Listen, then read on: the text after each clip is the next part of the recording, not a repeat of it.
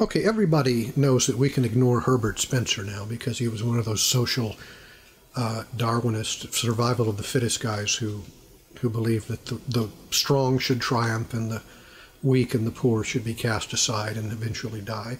But you seem to have this quaint notion that Spencer is worth reading and respecting. I wonder if you could comment on that. Well, first, he did coin the phrase survival of the fittest. He thought it was a better term than natural selection. He told Darwin so, and he says, it's a great idea, but it should be called survival of the fittest. And it was a notion that he had been flirting with in 1852 in his theory of population, where he showed that by a process, what we now call survival of the fittest, by a process of selection, cooperation triumphs over conflict, and cooperation leads to more prosperity. And in fact, it's an amazing contribution to population theory, and it's one of the best answers that Malthus's arguments ever got. And I think it actually is it's been proved to be true. So a prediction that proves to be true over time should carry some weight in our minds. As for social Darwinism, he didn't consider himself a Darwinist, and neither did Darwin. He was a Lamarckian, or a neo-Lamarckian. He believed in inheritance of acquired characteristics. And that, of course, led, by the end of the 19th century, when Weismann came up with the Weismann barrier, that led to his demise and reputation. But we're now through epigenetics and other developments in biology and microbiology, we're finding that some neo-Lamarckian ideas are creeping back in. That is, that we can inherit it, acquired? We do inherit some acquired characteristics. Some acquired characteristics are inherited. They're inherited through the epigenetic system. You mean like if you learn how to ride a bike, your offspring should know how to ride a bike? No, it's things mainly that how to eat certain things, part of your diet, whether you can consume them or not.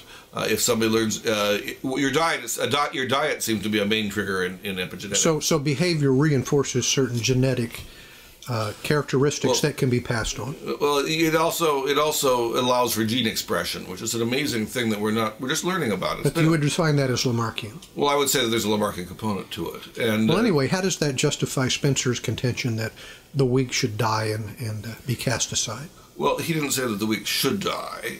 He said that in certain circumstances the weak do die by definition.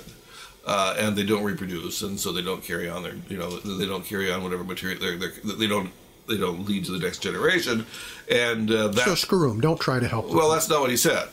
In fact, he was the main theorist of sympathy in the 19th century. There were no real major contenders. Following Adam Smith, the Adam Smith and Herbert Spencer are part of an important tradition on what we now call empathy, the theory of empathy. He thought fellow feeling was absolutely important for the foundation of society. He thought that, but beyond that, he thought that voluntary cooperation was the leading edge of progress, and that's what allowed for progress to happen. And it was voluntary cooperation, not coerced cooperation.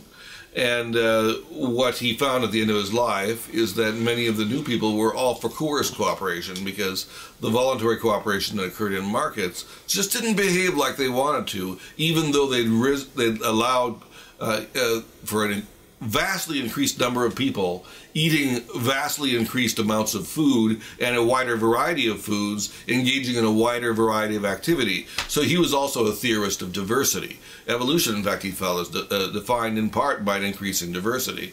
And that's what he liked about a free society, is that it allowed for a great diversity of people in it and a great diversity of values. And what he didn't like about coercion, in part, of course, the very fact that coercion is nasty and no one really should like coercion except the bully down the street or the politician in office.